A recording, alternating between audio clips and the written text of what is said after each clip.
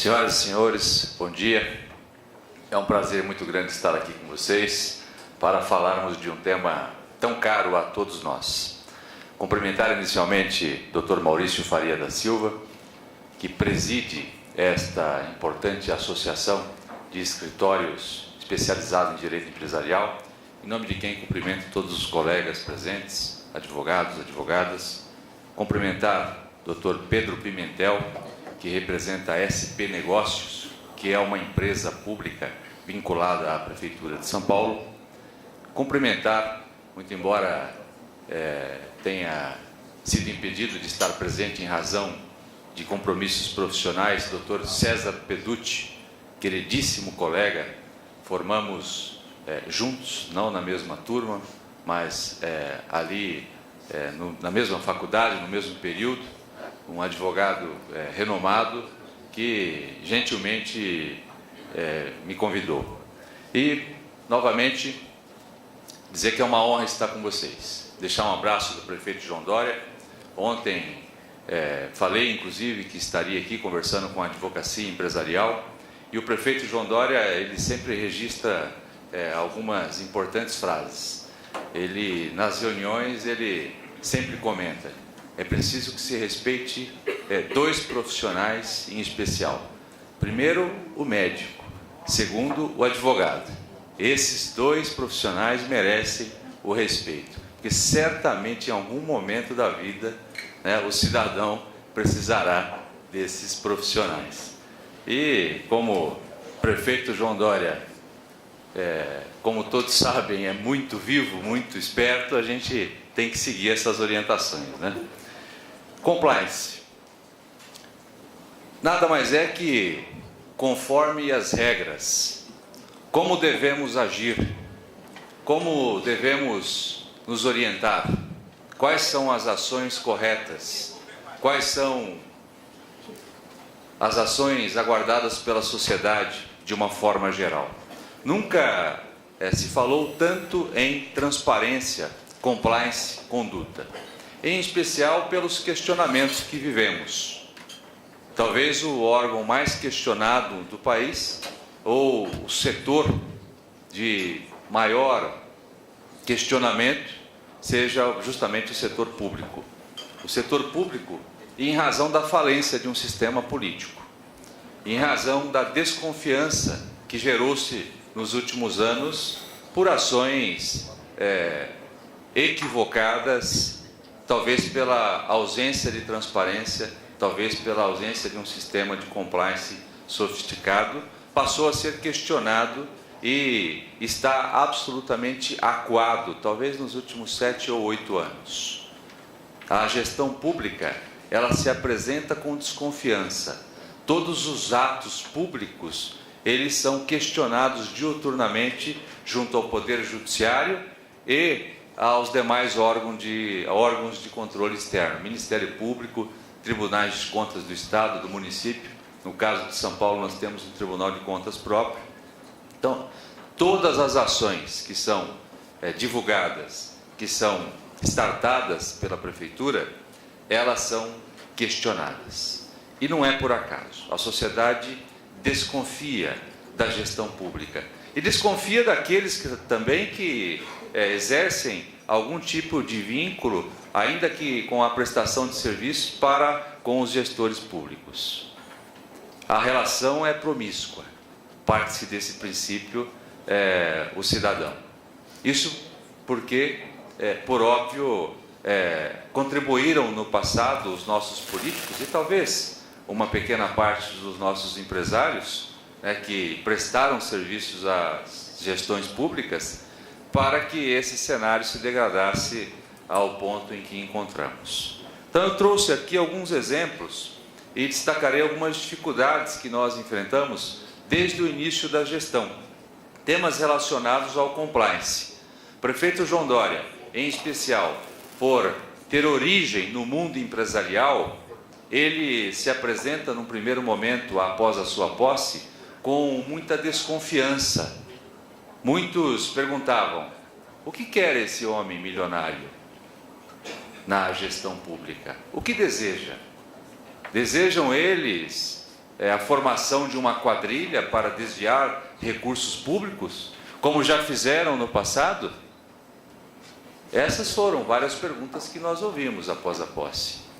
A minha secretaria, que é a Secretaria de Justiça, antiga Secretaria de Negócios Jurídicos, ela tem por papel principal a relação institucional com os órgãos de controle.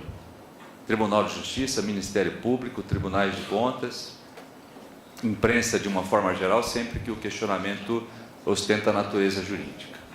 E desde o primeiro momento, após a eleição, antes da posse, nós passamos a visitar alguns órgãos de controle. O prefeito João Dória se predispôs a visitar promotores, juízes, OAB, órgãos organizados da sociedade civil, que também colaboram para o compliance, maior transparência.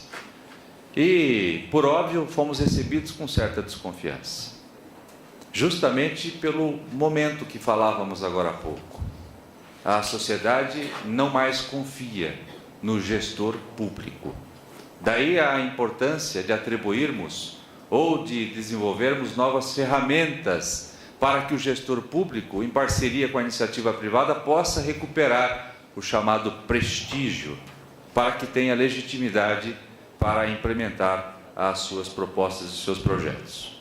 Então vejam só, todos nós conhecemos a Constituição de 88, artigo 5º, inciso 14, que assegura o acesso à informação. Lá em 88, o nosso Constituinte já previa que a sociedade passaria a exigir cada vez mais, em especial com o avanço da tecnologia, com a era da informação se aproximando. À época não tínhamos sequer a internet, o Wi-Fi, redes sociais, etc. Mas percebeu o Constituinte que a sociedade em algum momento passaria a exigir mais informações daquilo que acontece entre o público e o privado em geral. Fato é que essa desconfiança, ela não só norteia as gestões públicas, mas também aqueles que prestam serviços junto à iniciativa privada. Nossos clientes, os empresários. Hoje, a grande empresa está preocupada com o chamado compliance. Como eu sou visto? Como o cidadão ou o meu consumidor me enxerga? Daí a importância do cumprimento das regras. E quem controla esta visão?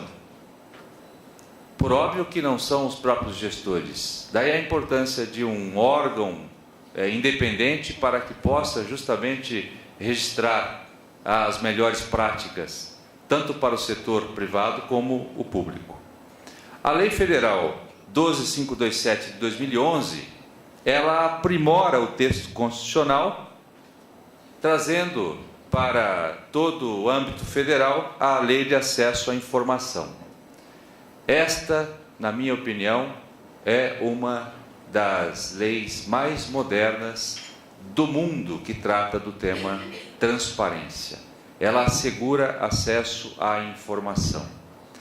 A partir desta lei, a gestão pública passou a se adaptar e a criar mecanismos para que a sociedade pudesse acompanhar todos os atos de gestão. No município de São Paulo, por exemplo, foi criada uma lei que instituiu a controladoria na gestão passada. Agora, em 2017, nós publicamos um decreto, que é o 57642 de 2017, que reestruturou a Secretaria de Justiça do município, contemplando a Controladoria Geral do município e a Procuradoria Geral do município. Muito embora esses órgãos estejam vinculados à Secretaria, eles se apresentam com total autonomia administrativa, orçamentária e técnica. São órgãos meramente vinculados para que recebam orientações institucionais do projeto de governo empresarial da Prefeitura no governo João Dória. A Controladoria é um órgão que conta com diversos mecanismos que buscam impor transparência à gestão pública. a ouvidoria do município, que é um portal que recebe todos os reclames da sociedade. E, por óbvio, tem por objetivo processar esses reclames junto às secretarias, às empresas públicas do município. A corregedoria é o órgão que processa as reclamações ou as suspeitas contra os servidores do município. Somos em 128 mil servidores no município de São Paulo. Então, vejam que é um número maior que muitos municípios, talvez a grande maioria dos municípios do Brasil, número de servidores de São Paulo. Nós temos um setor de auditoria, que conta com auditores concursados independentes. São 60 auditores especializados no controle interno. Sempre que há uma dúvida, por exemplo, sobre um edital, nós temos um grande edital, um dos maiores do mundo, que é a contratação de serviços de transporte público. E, por óbvio que um edital desta importância, ele se apresenta com uma concorrência absolutamente acirrada.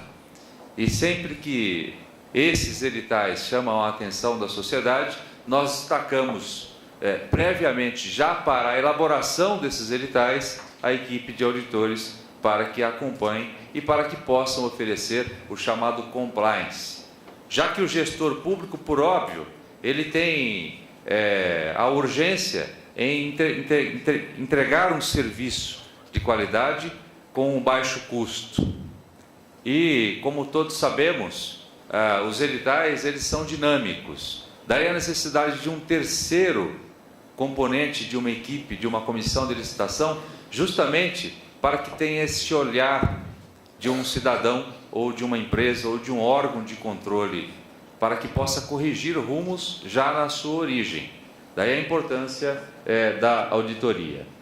Produção de informação inteligente. Nós temos um setor de inteligência que é constituído por diversos servidores efetivos, comissionados, inclusive em parceria com o setor de inteligência da Polícia Civil e Federal de São Paulo, justamente para que possa analisar o enriquecimento dos servidores públicos municipais. Todos os servidores, quando tomam posse, sejam eles efetivos ou comissionados, eles assinam um termo de compromisso e autorizam que estes setores estratégicos tenham acesso a essas informações, justamente para que a cada 6 meses, 1 ano, esse setor possa analisar o suposto enriquecimento ilícito de alguns servidores. Integridade, dados abertos. Nós temos um setor que fiscaliza todas as informações que são publicizadas ou todos os contratos que são firmados pela gestão pública. São 23 secretarias com autonomia própria. São 14 empresas públicas e 32 prefeituras regionais. Então, todos esses setores, eles são obrigados a entregar mensalmente todas as informações públicas a este setor de integridade e de dados abertos. Vejam só, aqui eu trago alguns exemplos. O prefeito João Dória, ao iniciar a sua gestão, ele se deparou com um problema que talvez seja enfrentado por todos os prefeitos que assumem as prefeituras, com raríssimas exceções. O problema de caixa. Nós temos um déficit de 6 bilhões e 500 milhões de reais no município de São Paulo. O orçamento do município de São Paulo, ele hoje soma 56 bilhões de reais, com um déficit de 6,5. Problema dos municípios e da gestão pública.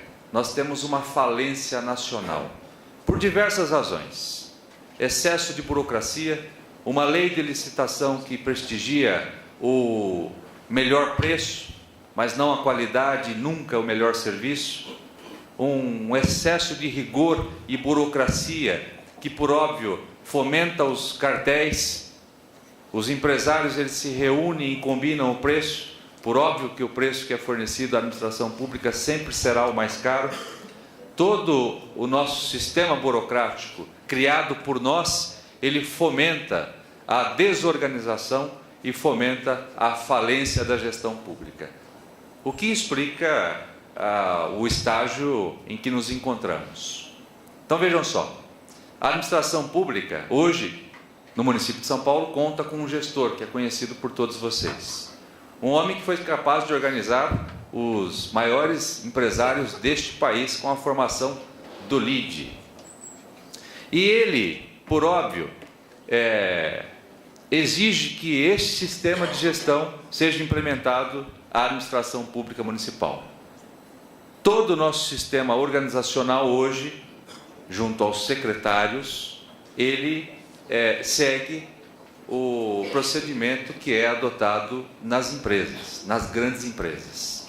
Reunião com horário certo para início, com horário certo para fim, pautas pré-definidas, objetivo, ata, próximos passos, cronogramas, gestão, que é o que o prefeito tanto fala. E um regime de trabalho escravo, né? Ele, como todos sabem, desde as 6 da manhã ele passa a disparar WhatsApps para todos os seus secretários e termina às 23. Então hoje nós temos reuniões, na reunião agendada na prefeitura, a última reunião, salvo engano, às 22 horas. E amanhã estaremos às 7 horas no Cidade Linda e às 8 horas todos os secretários reunidos, para que prestem contas, das 8 às 14 do sábado. Nós paramos por ali, ele continua, sábado e domingo. Então vejam só, o prefeito com isso, ele tenta enviar um recado à sociedade. É preciso que essa burocracia que toma conta da gestão pública e, por óbvio, faz com que os serviços sejam prestados com péssima qualidade, seja enfrentada. Agora, por que a burocracia existe? Para proteger a administração pública dos maus gestores, por óbvio. O problema é que nós erramos na mão. Hoje a burocracia toma conta da gestão pública. O gestor, o servidor público efetivo, por melhor que esteja intencionado, ele está acuado, ele está com temor de ser processado. Daí a quantidade de mesas para qualquer processo. Sempre que o empresário procura a prefeitura, às vezes, e muitas, na maioria das vezes, com direito, este procedimento, este requerimento é encaminhado ao setor jurídico da prefeitura.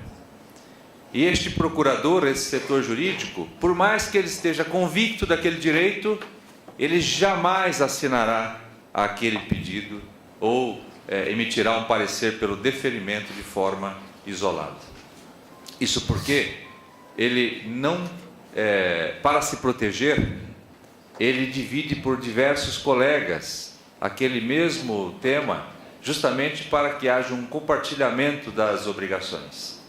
Qual é a dificuldade, qual é o problema dessas empresas? Devolverem um pouco desse lucro à sociedade, em especial a mais carente. Isso porque é a sociedade mais carente que depende dos serviços públicos municipais, como todos nós sabemos. E dos básicos, na área de saúde e na área de educação. Justamente onde a prefeitura se apresenta com maior carência. E os laboratórios, por óbvio, se conscientizaram, se sensibilizaram com esse pedido, e daí vem, obviamente, a habilidade do prefeito João Dória em criar uma concorrência entre os laboratórios. Mas olha, esse laboratório ele está doando 100 milhões, você só está doando 50, daí gera-se uma concorrência sadia em favor da sociedade, e os laboratórios passam então a concorrer entre si, e fato é que nós resolvemos um problema gravíssimo durante os 3 meses, para que a secretaria ela recebesse o tempo hábil para o procedimento licitatório. O mesmo raciocínio na área de saúde para as filas gigantescas que nós encontramos. 400 mil pessoas aguardavam em filas para atendimento médico. Como resolver isso sem o apoio da iniciativa privada? Da mesma forma, o prefeito sensibiliza os principais hospitais de São Paulo para que durante horário vago daqueles leitos e equipamentos, essas pessoas fossem atendidas. E o munícipe mais carente passou a ser atendido no Hospital Oswaldo Cruz, Albert Einstein, diversos outros grandes hospitais de São Paulo. Foram atendidos ao lado de macas onde estavam ali pessoas de altíssima renda. Então vejam como é possível resolver o problema e afastar as críticas. Fato é que nós temos hoje, fechamos semana passada, esse número está desatualizado, 700 milhões de reais de doações que foram recebidas pela Prefeitura de São Paulo. Apenas uma empresa, a Cisco, ela doou o equivalente a 300 milhões de reais em equipamentos para a Prefeitura de São Paulo, e esses equipamentos de informática estão sendo distribuídos para toda a rede educacional do município de São Paulo. Algumas empresas, perguntou um jornalista da Veja ontem, Pomini, mas algumas empresas, por óbvio, elas também se interessam pela mídia espontânea. Claro que sim, é razoável. Algumas empresas fazem contas, a maioria delas, né? Então vejam só, quanto custa uma página na Veja ou na Folha de São Paulo? 100 mil reais? E se eu, empresa, aportar esses 100 mil reais a título de doações para a Prefeitura de São Paulo e receber um videozinho do João Dória fazendo o Acelera, que tem 3 milhões de acesso no Facebook dele? Qual canal que poderá me reproduzir maior engajamento, ou curtidas, ou compartilhamentos daquele meu produto? A rede social do João Dória, por óbvio que é um gestor, um político em alta, ou uma página fria em um jornal qualquer? É natural que façam esses cálculos. É a chamada mídia espontânea. Se essa mídia espontânea fomenta a participação da empresa cidadã em favor da sociedade, está justificado. Desde o início da gestão, nós trouxemos esse sistema de compliance, que é a transparência a todos os atos públicos, em especial aqueles que são inovadores, justamente para que a sociedade perceba a boa intenção do gestor público, neste caso, o prefeito João Dória. E esta mesma regra se aplica ao mundo empresarial. As grandes empresas, elas terão que implementar nos seus setores sistemas de compliance que assegurem transparência e que comprovem que a sua conduta é aprovada pela sociedade. Simples assim. Então vejam só, nós recebemos as doações em diversas áreas: educação, saúde, áreas sociais, gestão, serviços, obras, assistência social. Nós temos 20 mil moradores de rua em São Paulo. E a nossa expectativa é que tenhamos mais 15 mil moradores na Grande São Paulo. Então, nós trabalhamos para 35 mil moradores de rua. Isso porque, na medida em que as pessoas são retiradas, por exemplo, da Praça da Sé, uma outra leva ocupa aquele local, vinda de Carapicuíba, Barueri, Osasco, cidades da Grande São Paulo. Então, São Paulo, por óbvio que ela precisa imprimir uma gestão para a Grande São Paulo, contemplando pelo menos outras 30 cidades. E todas as nossas ações, elas se projetam já para esses problemas que permeiam as grandes, as cidades próximas a São Paulo. Este mesmo raciocínio, ele norteou todo o procedimento interno adotado para as doações. Então, uma empresa, qualquer empresa que tenha o interesse em realizar doações para a Prefeitura de São Paulo, basta que procure a Prefeitura de São Paulo e atenda alguns requisitos formais.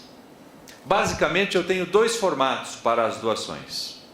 Primeiro, a empresa que não quer receber qualquer tipo de contrapartida, dispensa inclusive o videozinho do João Dória, das redes sociais. E segundo, a empresa que gostaria de receber o vídeo ou gostaria de explorar no seu material institucional, publicitário, que realizou a doação para a Prefeitura de São Paulo. Para a primeira modalidade, basta a entrega do serviço ou do produto. Isso porque a Prefeitura terá um prazo de 30 dias para publicar aquela doação. Para a segunda modalidade, que é aquela em que a empresa ela exige um registro no seu material publicitário ou um vídeo do prefeito, há necessidade do chamamento. Nós publicamos um chamamento. Empresa A procurou a Prefeitura, ofereceu o serviço, o produto X equivalente a X reais. Outras empresas do setor, caso queiram, caso tenham interesse em fomentar as suas marcas, num prazo de até 72 horas, deverão inscrever esta manifestação de interesse junto aos órgãos de controle da Prefeitura. Fato é que, de todos os chamamentos que nós realizamos, nunca houve concorrência para a doação. Mas por conta do compliance das empresas e do compliance da Prefeitura, há necessidade deste procedimento, que inclusive já foi solicitado por mais de 50 municípios Brasil afora. E foi questionado, inclusive, por alguns especialistas, sobre a transparência da doação. Questionavam esses especialistas, mas pode o prefeito fomentar doações? E foi ao promotor e ao Ministério Público e ambos disseram que ações como estas deverão ser replicadas país afora. Essa transparência subsidiou algumas outras ações da Prefeitura. Por exemplo, a discussão sobre a velocidade das marginais. Desde o início, nós convocamos para o debate todas as associações envolvidas e interessadas na velocidade das marginais. Isso fez com que, quando houve o questionamento junto ao Poder Judiciário, o próprio juiz da causa já havia participado de algum desses debates e, por óbvio, já se apresentava com conclusões próprias sobre o assunto. Mesmo assunto sobre a questão dos pichadores em São Paulo. Todos sabem que o prefeito, desde o início da sua gestão, vem enfrentando ou travando uma guerra contra os pichadores, em especial na capital e nos prédios públicos. Da mesma forma, Campo de Marte. Para quem não conhece a história, o Campo de Marte, que é uma área localizada na Zona Norte, é uma área gigantesca sob o domínio da União. Desde 1932, da Revolução Constitucionalista, o governo federal, ele se acampou naquele local, tomando posse da área e dizendo o seguinte: essa área é minha. Desde 1932, a Prefeitura trava uma batalha judicial com a União, a Infraero, a Aeronáutica e demais órgãos do governo federal sobre a propriedade daquela área. Fato é que hoje nós temos um pedido de vista, ministro Marco Aurélio, Celso de Mello, melhor dizendo, que deu ganho de causa à Prefeitura de São Paulo, dizendo o seguinte: essa área pertence à Prefeitura de São Paulo. A Infraero deverá indenizar a Prefeitura ou entregar imediatamente toda aquela área que hoje funciona um local para um aeroporto empresarial, em especial para helicópteros. E determinou que o governo federal indenizasse o município em 26 bilhões de reais pelo uso daquela área dos últimos 60 anos. Vejam só, 60 anos de discussão judicial. O prefeito imediatamente convocou ministro da Segurança, Aeronáutica, Infraero, CGU, AGU, Procuradoria, e todos passamos a discutir a possibilidade de um acordo. E agora, a coisa de 15 dias atrás, anunciamos um acordo. Esta área correspondente a 406 mil metros da esquerda, que é uma área livre, não edificada, já foi entregue ao município de São Paulo. E ali funcionará um grande parque, tendo em vista a carência de parques naquela região, e a construção do Museu Aeroespacial. Museu da TAM São Carlos foi fechado e será transferido para este local. Vejam, fruto de um acordo, a ação continua. As partes, governo, se compuseram e resolveram uma questão de 60 anos. Para concluir, o mesmo raciocínio no Parque Augusta, que é uma área que vem sendo discutida durante 30 anos. Uma longa briga entre associações locais que lutam pelo parque e Ministério Público e a Prefeitura, que, por óbvio, não poderia intervir, já que essa área é privada, não é pública. A determinação do Ministério Público foi no sentido de que esta área deveria ser indenizada pela Prefeitura. E o prefeito, então, questiona como a Prefeitura poderá dispor de 150 milhões de reais para a construção de um parque, quando nós temos uma carência para a geração de 120 mil vagas em creches do município. Qual é a prioridade? Então nós chegamos a um bom termo, uma permuta. A Prefeitura tem diversas outras áreas, convocou os empresários e ofereceu essas áreas. E fato é que nós atribuímos transparência total a toda esta negociação milionária que envolve uma área do município, justamente para que não houvesse questionamentos. Foram 11 reuniões, todas elas com a participação dos promotores, das associações, dos defensores públicos, das partes envolvidas, das empresas, dos procuradores, etc, etc, etc. Por que eu trouxe esses exemplos? E aqui alguns benefícios, inclusive, com este acordo que foi firmado. Para registrar a minha convicção de que é possível que a administração pública, em especial, possa driblar o excesso de burocracia com transparência. Sempre que a transparência é prestigiada nas ações públicas, é possível que a burocracia fique afastada. Este mesmo raciocínio deverá ser emprestado à gestão privada. As grandes empresas, por mais que prestem serviços privados e visem o lucro, elas devem explicações à sociedade, aos seus consumidores. E os consumidores não compram apenas e tão somente produtos, mas também as condutas e os prestígios daqueles que prestam serviço. Agradecendo pelo convite, me coloco à disposição para perguntas, dizendo que é um prazer estar aqui com vocês e sempre será um prazer debater esses temas que são tão caros ao Brasil. Muito obrigado.